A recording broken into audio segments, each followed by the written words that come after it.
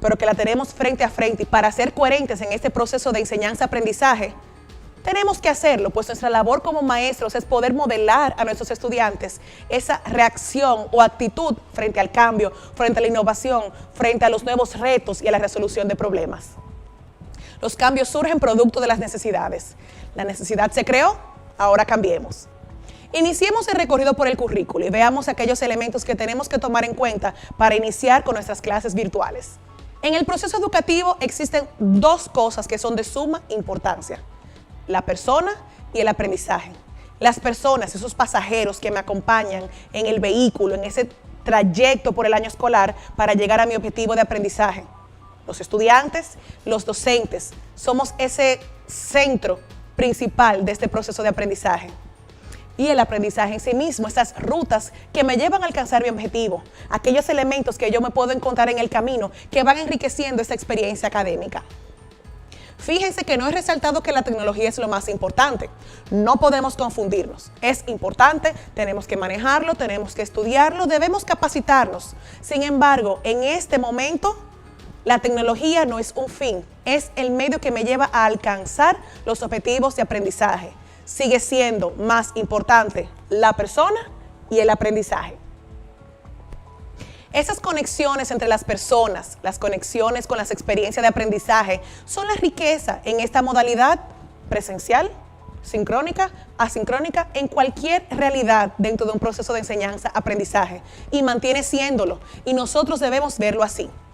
Nuestro diseño curricular del nivel primario dice lo siguiente: con la guía y dirección del currículo podemos garantizar que el proceso formativo pueda darse desde una perspectiva centrada en favorecer el desarrollo pleno e integral de los estudiantes. Se les favorezcan las más variadas y enriquecedoras experiencias de aprendizaje en perspectiva de equidad, inclusión social, atención a la diversidad, calidad y pertinencia. Por esta razón, para poder garantizar este respeto de que la persona y el aprendizaje ocupen ese primer lugar en este proceso de clases, en este momento virtuales, tenemos que tener al currículo como nuestro aliado, pues nos brinda coherencia, direccionalidad, sentido e intencionalidad pedagógica, permitiéndonos gestionar los procesos de una manera distinta para poder diseñar aquellas oportunidades formativas que son las necesarias para lograr los objetivos y culminar un año escolar con éxito. Siendo la persona lo más importante en este proceso, iniciemos con un elemento que se encuentra en el currículo y se llama caracterización. Para poder responder de manera oportuna a las necesidades de mi audiencia, de esos pasajeros que me acompañan, tengo que tener el conocimiento de todas sus características. Esto implica saber desde desarrollo humano, cognición, desarrollo motriz, desarrollo socioemocional, hasta el clima, entorno y la realidad que les rodea. Es importante tomar en cuenta que el estudiante que yo tenía enfrente en un aula presencial es completamente distinto al estudiante que tengo detrás de la pantalla. Cuando lo tengo en el salón de clases, hay una serie de elementos que yo pudiera controlar. Sin embargo, en esta modalidad virtual hay una serie de elementos que se agregan y que no necesariamente están a mi alcance poder calibrar para lograr con éxito esos objetivos. Pensemos en un niño de 5 o 7 años o hasta un adolescente. 30 minutos de clase, 40 minutos de clase en un salón, en un aula física. Yo puedo tener control de los distractores, puedo utilizar palabra acción, vamos, párate, vamos, siéntate, ven, acompáñame, préstame atención, reduzco los ruidos, quito elementos, agrego elementos, me tienen ahí presente. Sin embargo, detrás de la pantalla, a través de un cuadernillo, hay cosas que se me escapan. No tengo control de sus emociones por situaciones que pasan en la casa, no tengo control del ruido, de los distractores, de la familia que le cruza por detrás, de que perdieron el internet, de que perdieron las ganas de estar ahí, de que no tienen algún material para yo poder facilitárselo. Palabra acción no funciona, no puedo atravesar la pantalla, no puedo tocarlos.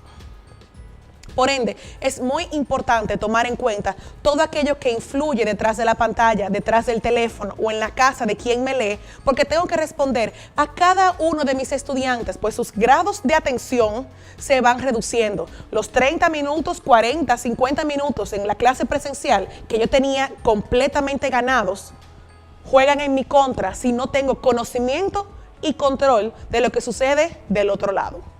Importante entender cómo funciona este individuo en modalidad virtual, hacer un levantamiento de información de nuestros estudiantes y buscar la forma de responder al que tiene internet, al que se le cae, al que sabe usar el aparato, al que no, al que tiene problemas de audición, al que tiene situaciones con la alfabetización, al que no tiene un adulto que le acompañe, al que no tiene tanto manejo tecnológico, al que maneja la tecnología a la perfección, al inquieto, al completamente pasivo.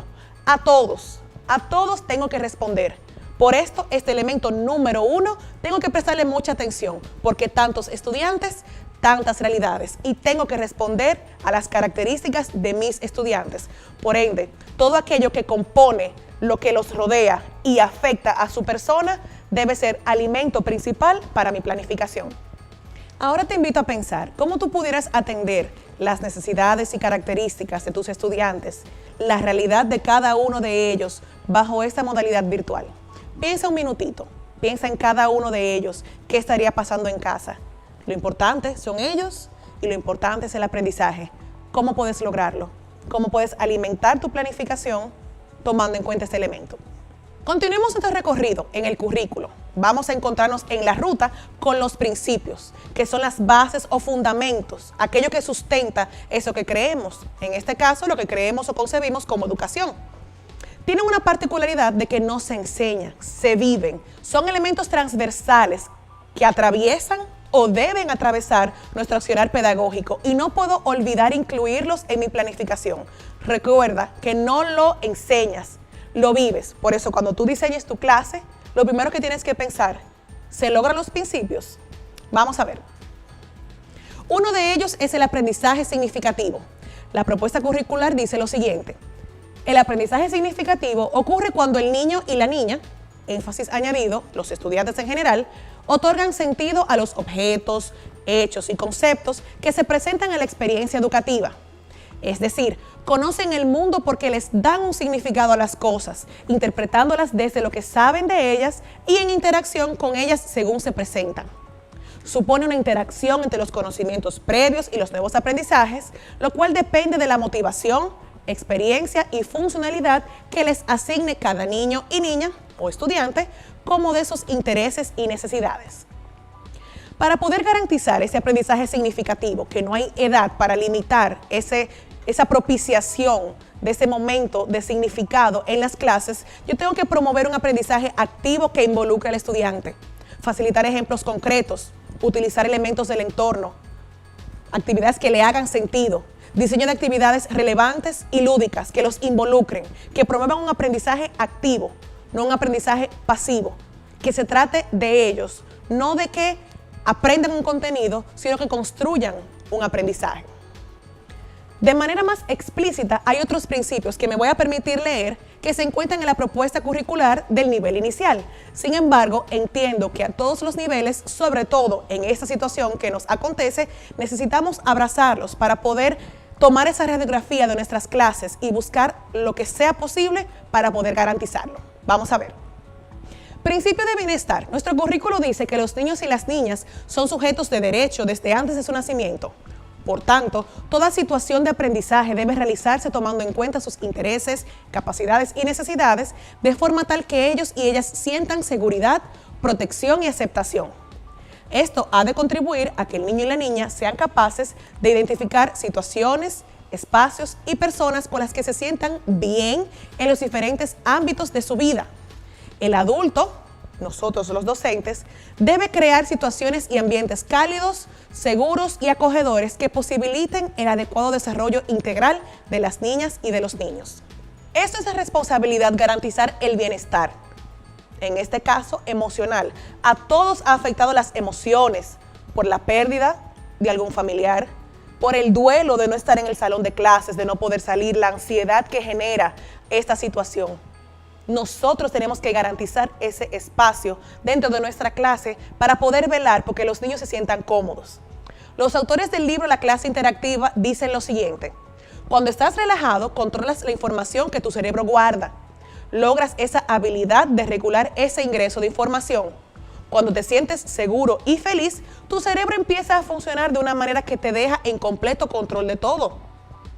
Cuando te sientes estresado, tu cerebro pelea con la nueva información, impidiendo que entre de manera adecuada y envía mensajes al resto del cuerpo para que la perciba como experiencia negativa.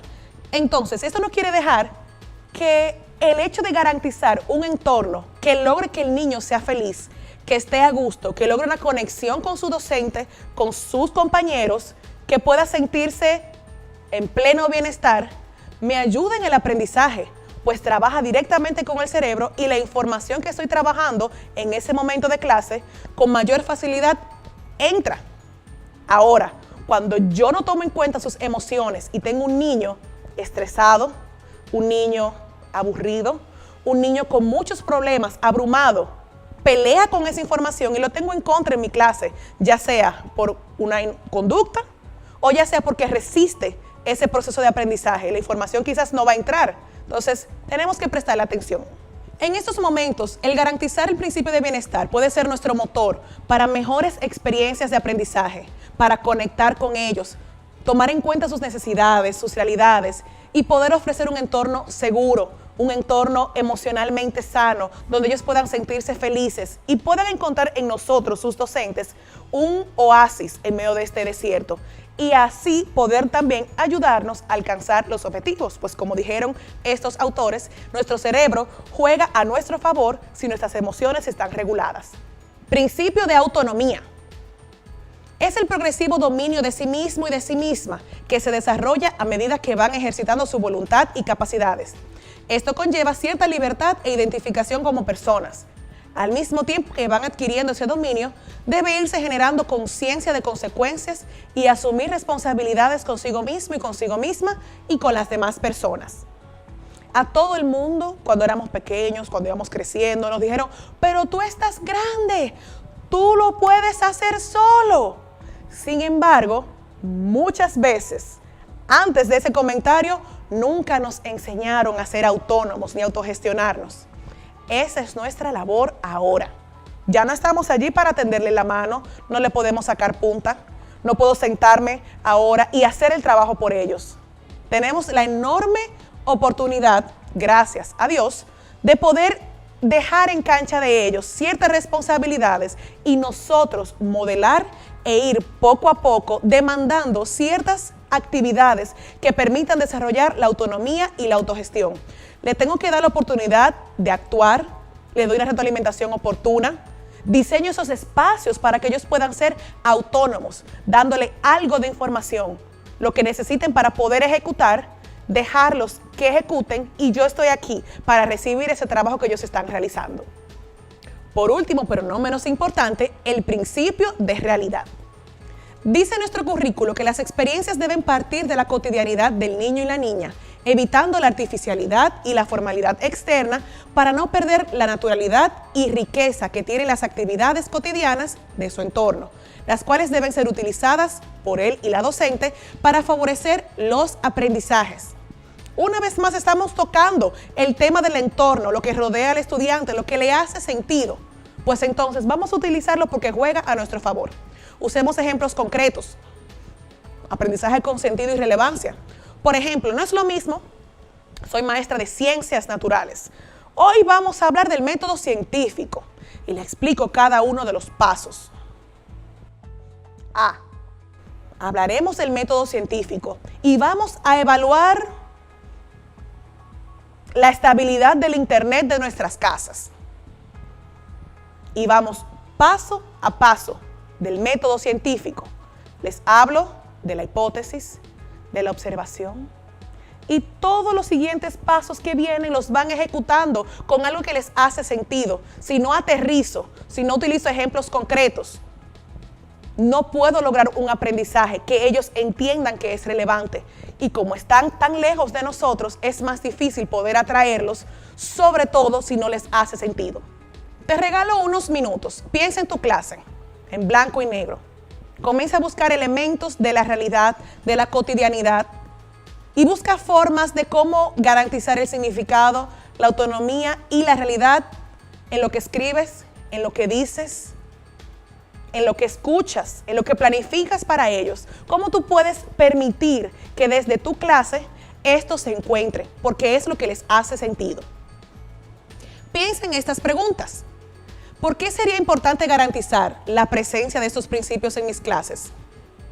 ¿En qué me beneficia? De manera concreta, ¿cómo podría lograrlo?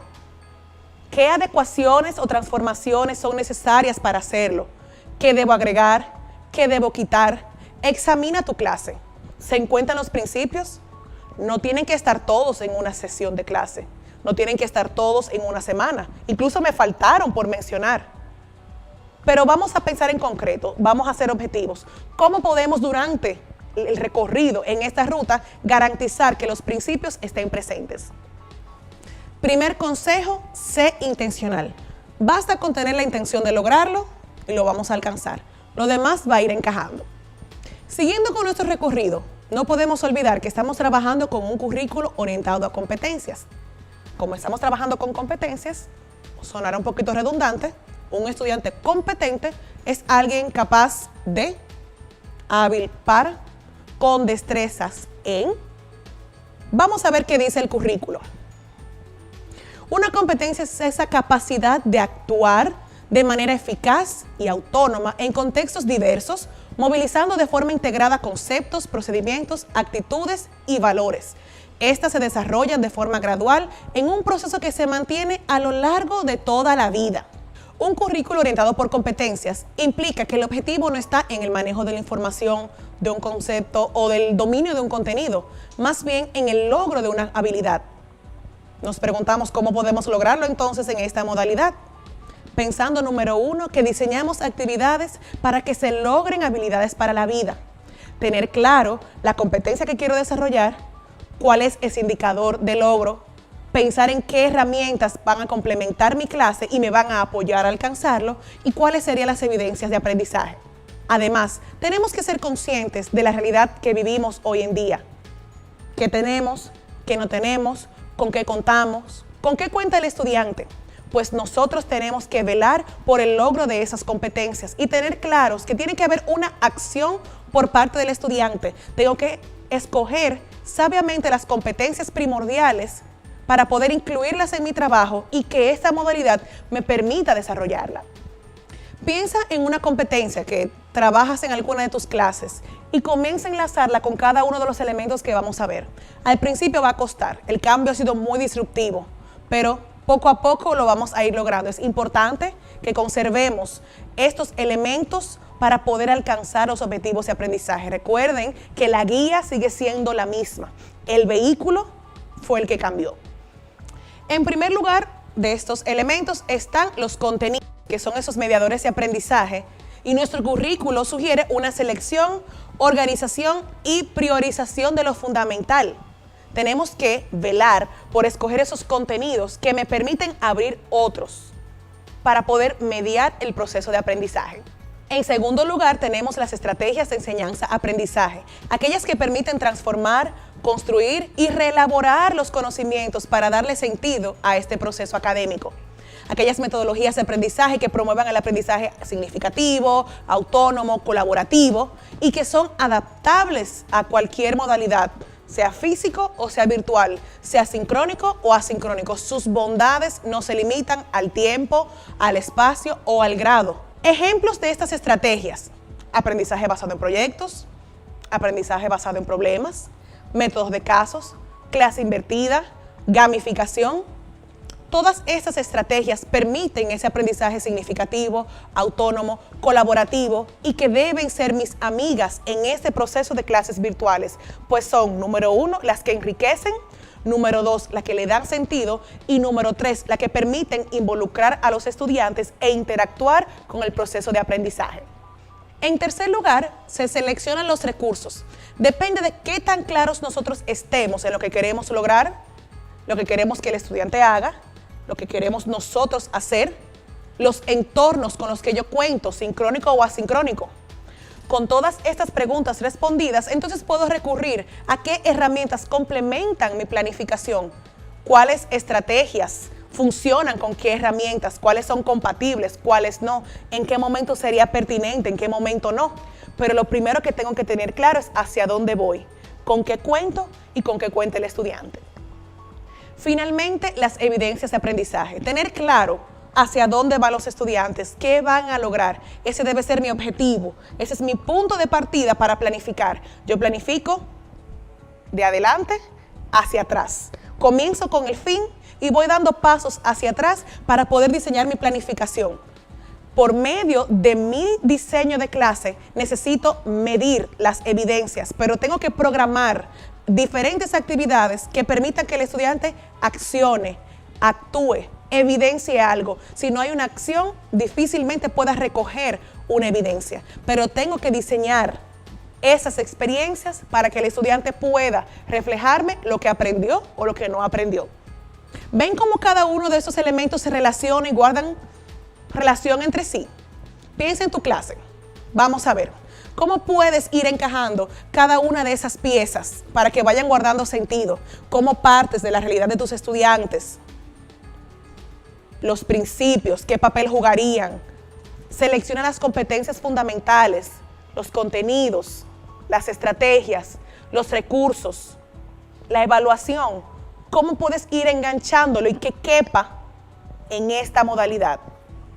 Recordemos que el rol del currículo, de manera presencial, virtual, sincrónica, asincrónica, remota, sigue siendo el de guía. Tengo que conocer mi mapa de punta a punta, pues ese conocimiento es el que me va a permitir saber qué calle tomo, qué atajo, cuando viene una curva cerrada, cuando vienen los reductores de velocidad, cuando hay una calle de una sola vía, y así pensar con tiempo cómo reacciono y cómo respondo a la necesidad de mis estudiantes. El vehículo en el que me acabo de montar, nuevo, incierto, no lo sé manejar, vamos a aprender a manejarlo, porque es el que me va a permitir la estabilidad en ese recorrido. Y voy a poder doblar en las curvas con seguridad, reducir la velocidad cuando lleguen los reductores, poder doblar donde tengo que doblar y seguir derecho en esa ruta, porque recordemos que seguimos yendo hacia el punto B. Ahora, ¿qué nos toca a nosotros? Tomar el currículo en nuestras manos, tomar ese mapa, esa guía, conocerlo de principio a fin.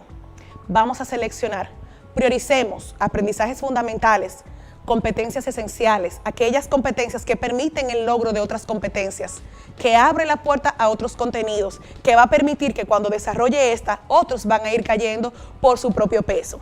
Priorizar aquellas que permiten construir otros aprendizajes, fortalecer habilidades emocionales y responder al contexto inmediato. Todo esto mediante la integración de los contenidos que promuevan un aprendizaje integral y multidisciplinar, y asegurar que el proceso de aprendizaje sea lúdico y relevante. Los quiero dejar con esta frase de Julio Cavero que dice: las tecnologías, independientemente de lo potentes que sean, son solamente instrumentos curriculares y, por tanto, su sentido, vida y efecto pedagógico vendrá de las relaciones que sepamos establecer con el resto de los componentes del currículum, independientemente del nivel y acción formativa a la que nos refiramos. Y es que su verdadero potencial surge cuando los concretamos como mediadores de aprendizaje. Julio Cavero lo dice bastante bien. Recordemos que cuando conocemos el currículo, cuando utilizamos ese instrumento curricular, la tecnología me permite darle vida, pero parto de mi guía, parto de mi mapa, parto de esa instrucción que es la que me da la luz para llegar de punto A a punto B. Tarea. Tenemos una asignación para el siguiente encuentro. Tomen notas. Deben identificar la asignatura que quieren trabajar en modalidad virtual, elegir un tema, una unidad, un eje temático. De ese tema, redactar cuál sería la competencia, los indicadores de logro, los contenidos. Identificar algunos recursos educativos que usted conoce